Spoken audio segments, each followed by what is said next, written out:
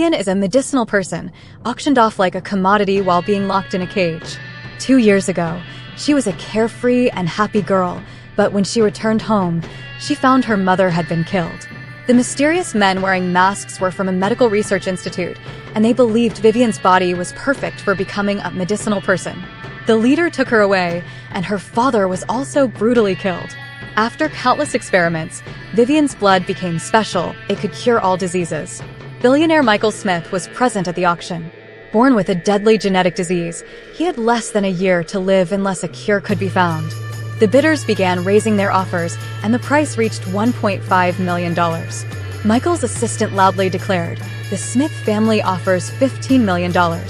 Michael successfully purchased Vivian. He crouched down, gestured for Vivian to approach, and then held her hand. He quickly used a knife to cut her palm and began drinking her blood. Afterward, Michael felt much better. He told her, "From today on, I am your master. Your name will be Alice." She smiled because in reality, she was only pretending to be naive. She had been searching for a chance to infiltrate the Smith family and investigate the truth behind her parents' deaths. Aunt Olivia was surprised that Michael had returned alive, as she thought he would have died from poisoning by now. She saw him holding a girl, which piqued her curiosity. Alice poked his cheek, and he carried her upstairs. He recalled the medicinal person handbook the auctioneer had given him. Alice's blood hadn't yet reached its full potential, and the more mature her mind became, the better her blood would work. So, Michael needed to help Alice mature mentally. First, he had to teach her how to speak and read. Second, she needed to understand emotions. Third, he would marry her and have children with her. Alice secretly entered the study to search for clues about the research institute and inadvertently found the medicinal person handbook in a cabinet. But before she could open it, Michael entered the study. He quickly found her hiding under the desk and carried her back to her room. He took off his suit jacket and unbuttoned his shirt. Then he began to caress and flirt with her. He was testing her, but she still looked innocent, so he believed she was just a fool. He took Alice to try on new clothes, but she couldn't walk in high heels and nearly twisted her ankle. She tried on many outfits, but Michael remained unsatisfied until she appeared in a white dress, stunning him. He picked her up, sat her on a chair, and personally put high-heeled leather shoes on her. After returning to her room, Alice recalled how the research institute had killed her parents and tortured her for 2 years. She swore to make those who had harmed her pay. Michael started teaching Alice how to read. He placed her hand on his throat and taught her to pronounce her name. Then, he taught her how to use the shower head, but accidentally turned on the spray and got drenched. He unbuttoned his shirt to wipe his body, and Alice, feeling shy, covered her eyes. When she was about to eat, he hugged her from behind and said, "Let me teach you how to use a knife and fork." She became impatient with him, but didn't dare to throw a tantrum. After Alice finished her shower, her assistant called to update her on some investigation progress. But Michael suddenly entered the room, and she panicked as her bath towel fell off. He turned red and quickly wrapped her in the towel. Aunt Olivia learned that Alice was bought by Michael to treat his illness, and she decided to stir up trouble because she had always hoped Michael would die soon. So, she intentionally brought Michael's fiancée, Rose, to the house and told her that Alice was a girl Michael had taken in and doted on. Rose became jealous and ordered Alice to leave immediately. Alice didn't respond, and in a fit of rage, Rose pushed her to the ground. To get back at Rose, Alice purposely drew pictures in the snow to catch Michael's attention. He held an umbrella for her, and she tightly embraced him. She almost fainted from the cold, and he quickly carried her inside. Rose saw this and became furious, but Michael's marriage to her was a business arrangement, and he had always disliked Rose. Aunt Olivia sarcastically called Alice an outsider, but Michael retorted, "Aren't you also an outsider? You were adopted, not my real aunt." Michael warned them not to harm Alice, and Alice, in his arms, gave them a provocative look. Rose became even angrier after seeing her expression. Michael wanted to take Alice's temperature, but she was just pretending to be sick, so she refused. To stop him, she suddenly kissed him. Michael grabbed her by the neck and questioned her, as he believed no fool would suddenly kiss a man. The assistant spoke up for her, saying maybe she learned it from TV. Only then did Michael release his grip. At dinner, Alice refused to eat out of spite. Michael sat her on his lap and fed her. His brother, Alan, was puzzled and asked, "Bro, why are you being so nice to her? You don't have feelings for her, do you?" Michael didn't answer, instead telling Alan to take good care of Alice for the next few days because he had to go out. While Alan was teaching Alice to read, Rose found an excuse to lead him away. After Alice drank some milk, she suddenly felt dizzy and soon passed out. It turned out that Rose had asked the maid to put sleeping powder in Alice's milk beforehand, and in return, she promised the maid a reward of $1 million. Alan told Michael that Alice was missing. Michael panicked and ordered the driver to turn the car around and head home, urging them to locate Alice as quickly as possible. When Alice woke up, she found herself covered in bruises and bleeding. Rose grabbed her by the hair and questioned if she was pretending to be a fool. Alice provocatively replied, "No matter how much you hurt me, it's useless, because Michael likes me, not you." Enraged, Rose squeezed Alice's neck, trying to push her off the rooftop. But Michael arrived just in time and pushed Rose to the ground. He wasn't interested in hearing her excuses and picked up the unconscious Alice. He told Rose, "I'm calling off our engagement and sending you to the police station." Back at home, Alice had a nightmare, dreaming that she was being injected with drugs in a lab. She woke up in a panic, and the private doctor, Eric, examined her. Aside from excessive blood loss, there was no serious harm. Before leaving, Eric gave Alice a lingering look. What was his true identity? The next day, Michael came to check on Alice's injuries, only to find that all her wounds had miraculously healed overnight. Michael agreed to take Alice to the party, but only on the condition that she studied diligently today. She was speechless, but he smiled and patted her head. They started playfully bickering, and Alice stepped on Michael's foot. His assistant was stunned because Alice was the first person who had ever dared to step on the CO's foot. In the evening, Michael took Alice to the banquet. While eating cake, she got some on her face. Rose pretended to apologize and offered to take her to the restroom to clean up. However, once they got there, Rose attacked Alice. Alice quickly broke free, but Rose's friend recorded a video, intending to expose Alice for pretending to be a fool. Furious, Alice slapped both of them, then shoved their heads into the sink.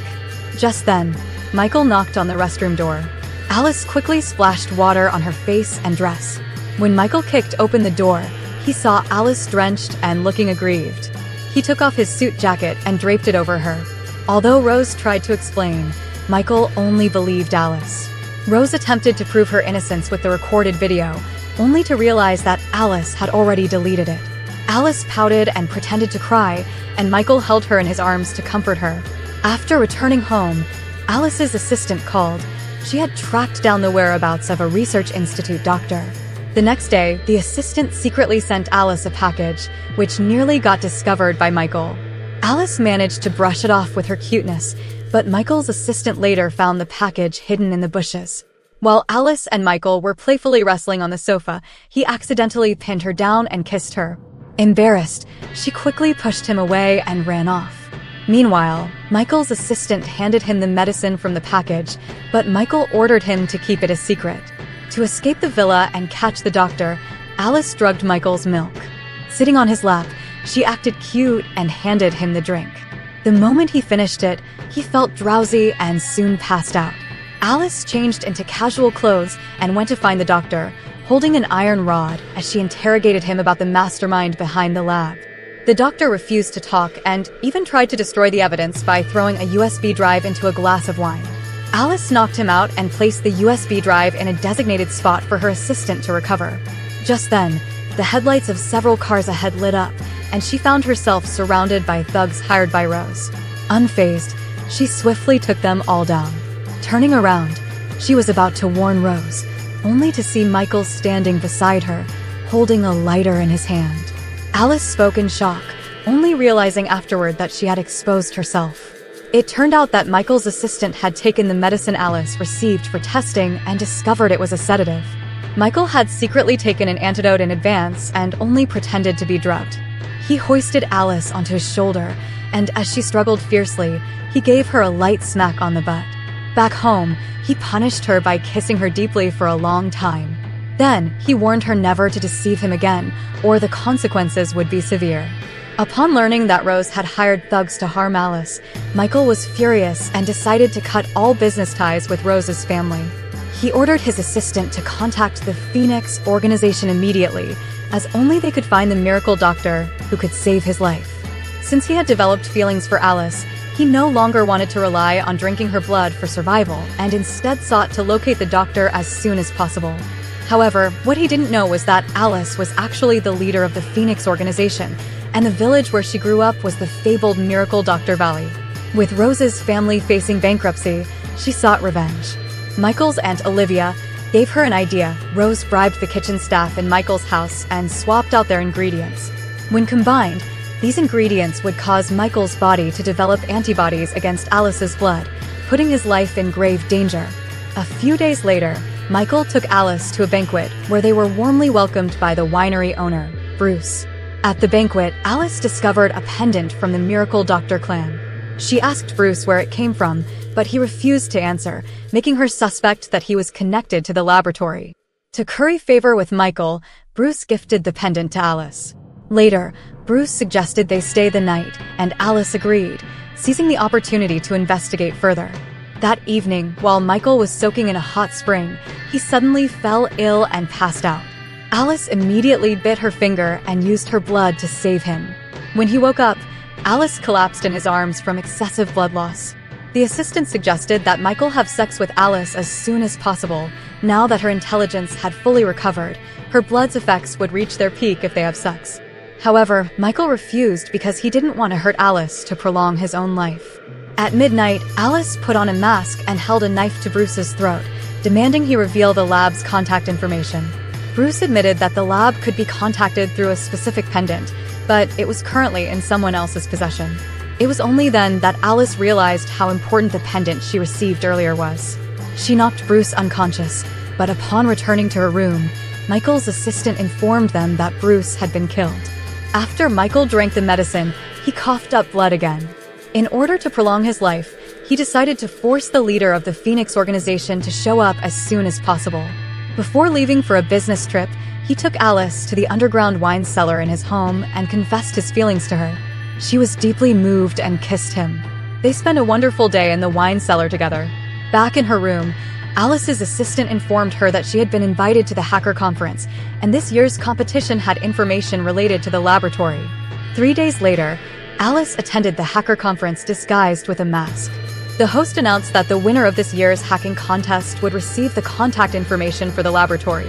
The event was organized by Michael, who had already learned that the leader of the Phoenix organization was investigating the laboratory, so he intended to use this as a way to trick the leader.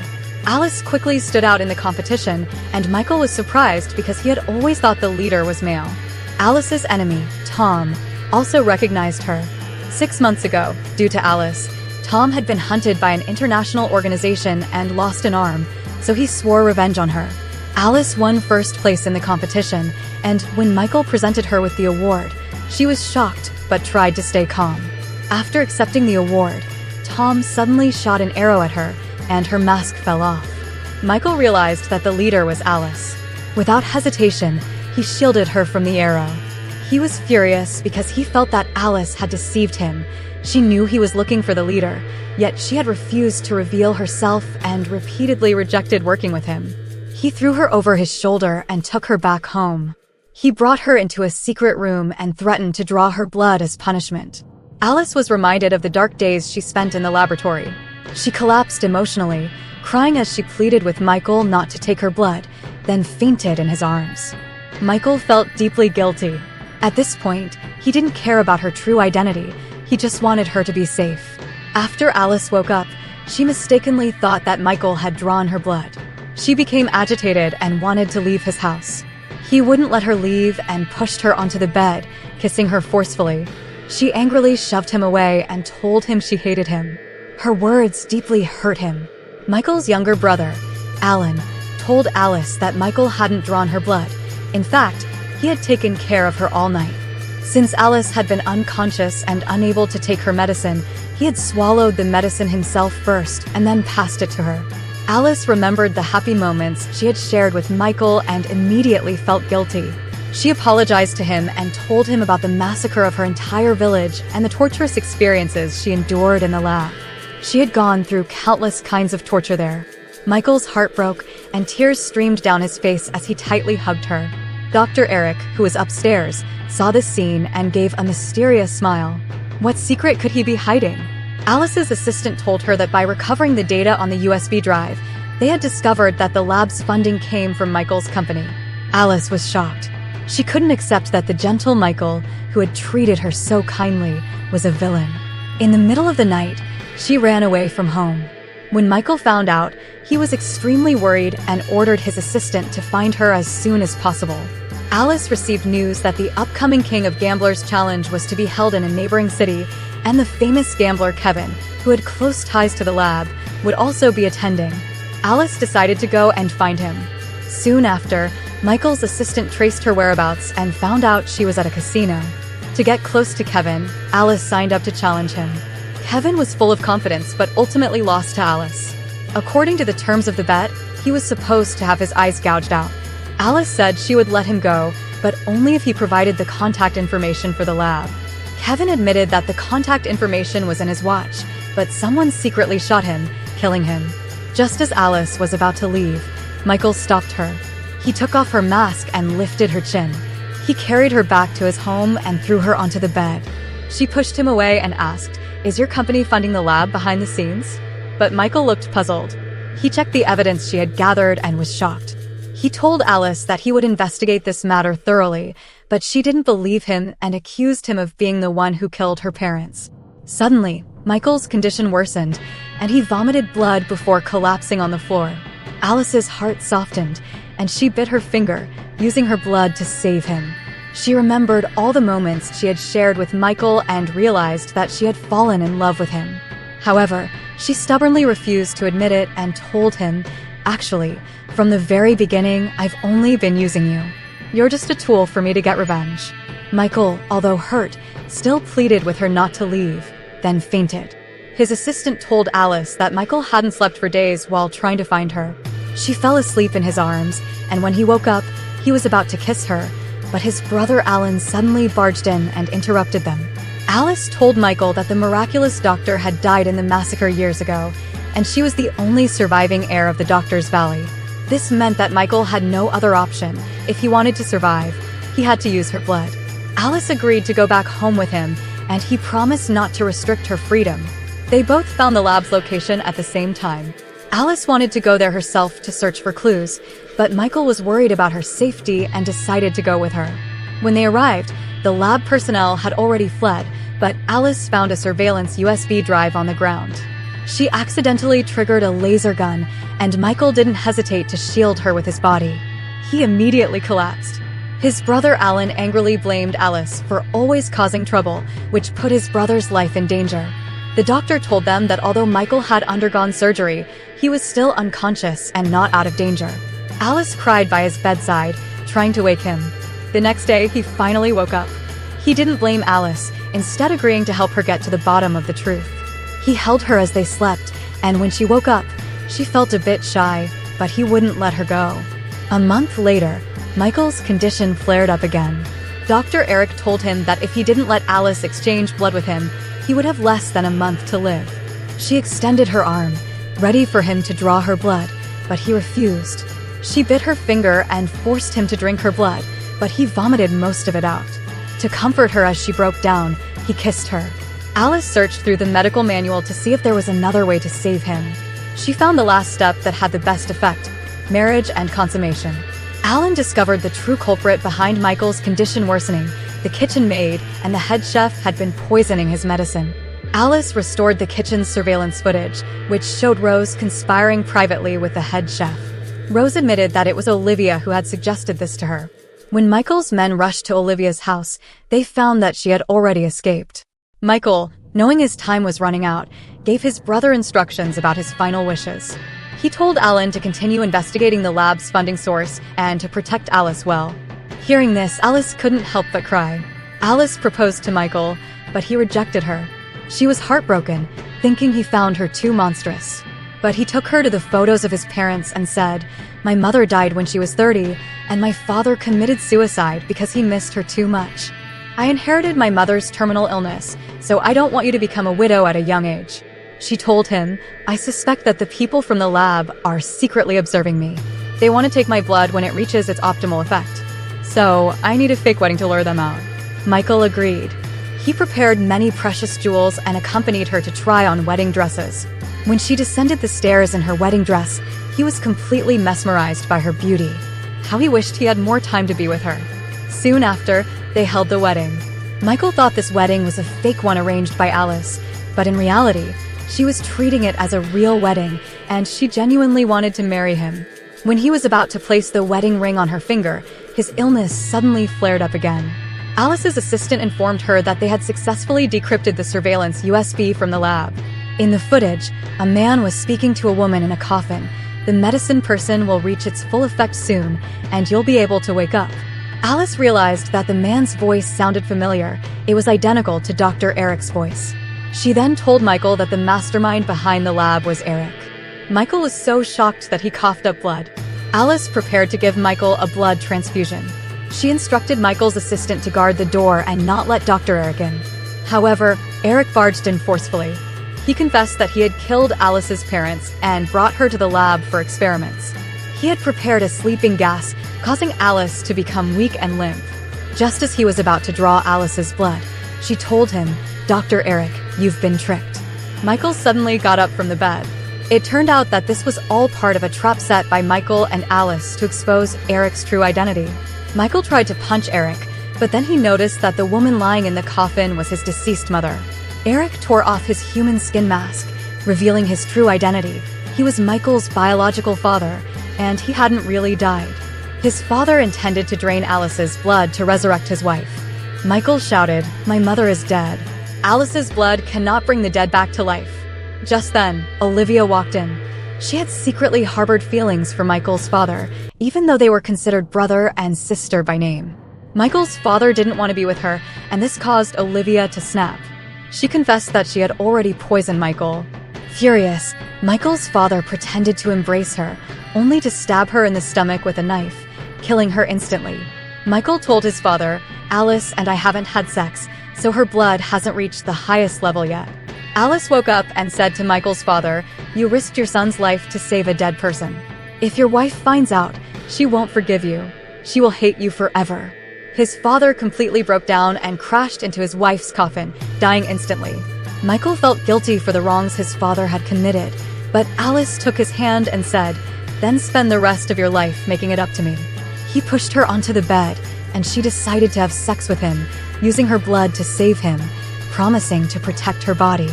Although he hesitated a bit, she turned over, pinned him beneath her, and kissed him.